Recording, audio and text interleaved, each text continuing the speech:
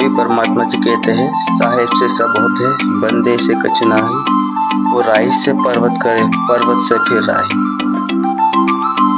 आइए दर्शकों, इस वक्त मौजूद है हर्षित का राज्य सतलो आसम धनानादा। आइए इन सबको जानते हैं इनको कैसा लगा यहाँ का माहौल। और यहाँ पे दहेज मुक्त या रंगीणी भी हुई है, जो कि इसके बारे में कुछ बात करते हैं और क्या कहा इन्होंने संत रामपाल जी महाराज के बारे में।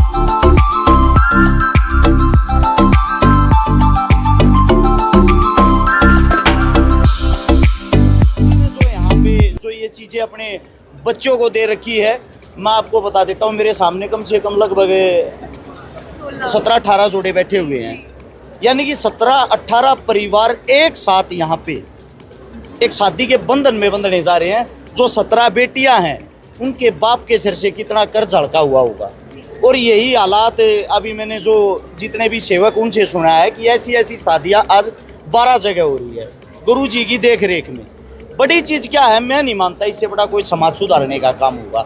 आप किसी नेता, मंत्री, एमएलए, एमपी, विधायक, सीएम के घर जाना, ये सुकून, ये शांति आपको कहीं नहीं मिलेगी। साथ में आप भगवान को याद करते हो, परमात्मा को याद करते हो, उन्हीं की देख रेख में सबसे पहला कदम, जो सबसे बेस्ट कदम है, जो हिंदुस्तान के अंदर जरूर से जरूर हर जगह लागू भी होना चाहिए, दहेज प्रथा वाला। क्योंकि दहेज प्रथा एक ऐसी प्रथा है जो पिता अपने पूरे जीवन की कमाई करके जब अपनी बेटी को देता है, और वो बेटी शादी करके अपने जब ससुराल में जाती है, क्या होता है, बाकी जो औरतें होती हैं वो देखती हैं हमारी बहू कितनी सुंदर है। मर्द वहाँ खड़ा होकर देखता है टम्पू के अंदर पिता ने सामान क्या क्या दिया। उस चीज से एक पिता का गढ़ उठता है। जो गरीब होता है वो ये सोचता है मैं कर्ज उठा के अपनी बेटी को ज्यादा से ज्यादा दूं। उस कर्ज के नीचे वो पूरा जीवन काट देता है। तो उस कर्ज से मुक्त होने के लिए उस बेटी को दबा के ना रखा जाए, इस मारे दहेज की जो प्रथा उसको बंद करने के लिए गुरुजी ने जो कदम उठा रखा है, ये दिल को छूने वाला कदम है। मैं भी इसको फॉलो करता हूँ। लगभग मैंने 600-700 लड़कियों की शादियाँ करवा चुके हैं हम। तो क्या आप उसमें बिल्कुल भी दहेज नहीं देते उन लड़कियों को? हम दहेज नहीं देते, दहेज के खिलाफ, लेकिन जरूरत का सामान जरूर देते हैं। पर वो तो दहेज ही माना गया ना। एक मैं तो यही मानूंगी कि वो कहीं ना कहीं जो नॉर्मल पिता है वो भी तो जरूरत का सामान ही दे रहा है, बेड दे रहा है, अलमारी दे रहा है, वही तो यही तो चीज हुई। मेरी बहन, जिस लेवल पे गुरुजी हैं, हम उनके बच्चे हैं, छोटे हैं, हमारा लेवल थोड़ा बड़ा होगा गुरुजी के आशीर्वाद से, तब हम इसी लाइन पे आएंगे कुछ हद तक। यानी कि जो 100% था उससे घटा के 10% कर रखा है।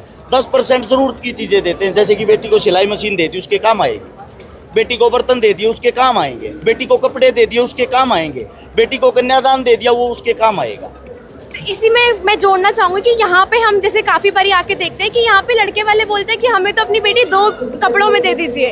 तो उससे आप क्या, उसके बारे में क्या कहना चाहेंगे? मेरी बहन, जहाँ पे आप खड़े हुए हो वो भगवान है, हम इंसान है। भगवान और इंसान में कुछ तो फर्क होता होगा ना। हम इसीलिए इसी राह पर चल रहे हैं ना, इनसे सीख रहे हैं।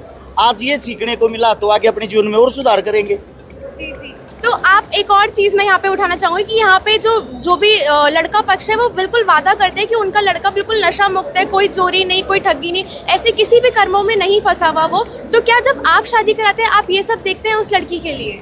बिल्कुल देखते हैं मेरी बहन। सबसे बड़ी चीज है कि नशा एक ऐसी चीज है, नशे वाला इंसान अपने परिवार को भी खा जाता, अपने रिश्तेदारों को भी खा जाता, अपनी जमीन, अपने कारोबार को भी खा जाता है। और मैंने गुरुजी का भी, मैं वहाँ पे बाहर एक पोस्टर पढ़ रहा था, उसके ऊपर बहुत सारी जरूरत की चीजें लिखी हुई थी। हिंदुस्तान जो वो उसके अंदर दहेज प्रथा बंद हो, भ्रष्टाचार मुक्त हो, अंधविश्वास से पर्दा उठे। यानी कि जो चीजें हैं, हमारा जो जीवन, हमारा जो चक्रव्यूह, हम इन्हीं चीजों से घिरे हुए हैं। अगर यही चीजें समाज के अंदर से ये गंदगी समाप्त होगी तो शायद ही हमारे को किसी नेता, मंत्री या सीएम पीएम की जरूरत होगी। हमारा हिंदुस्तान पहले जैसा बहुत सुंदर हो जाएगा। जी, आप हमारे दर्शकों को एक लास्ट संदेश क्या देना चाहेंगे? मैं आपसे ये जानना चाहूँगी। लास्ट संदेश मेरा मानना ये है, जब आप किसी भी चीज को देखते हो या किसी का बैनर पोस्टर देखते हो, जैसे कि संत रामपाल जी गुरुजी हैं, इनके कहीं कम से कम मेरे कोई आपके जो साथी हैं जो डोर टू डोर घूमते रहते हैं, कम से भी कम 200 किताबें ज्ञान गंगा की तो मेरे को दे रखी हैं। और मेरी आदत है, कोई भी किताब हो, अच्छी हो बुरी हो, मैं उसको पढ़ता हूँ। तो आप किसी भी चीज को, किसी चेहरे को, किसी किताब को, किसी इंसान को देख के गलत सही का फैसला जब तक नहीं कर सकते, जब तक पूर्ण ज्ञान उसके बारे में नहीं कर लेते।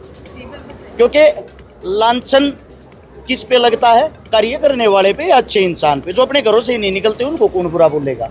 मेरा मानना ये है, सबसे पहले एक बार गुरु जी के धाम पे है, गुरु जी के जो यहाँ की जो संगत है उसके साथ बैठ के अपने जीवन के 5 से 10 मिनट बिताएं और फिर वापस जाके फैसला करना अच्छा है या बुरा। जी धन्यवाद सर, हमें आपसे बात करके काफ़ी अच्छा लगा। बहन जी, आपसे बात करके हमें काफ़ी सुकून मिला और यहाँ पे आके एक स्वर्ग जैसा एहसास हुआ। जी धन्यवाद।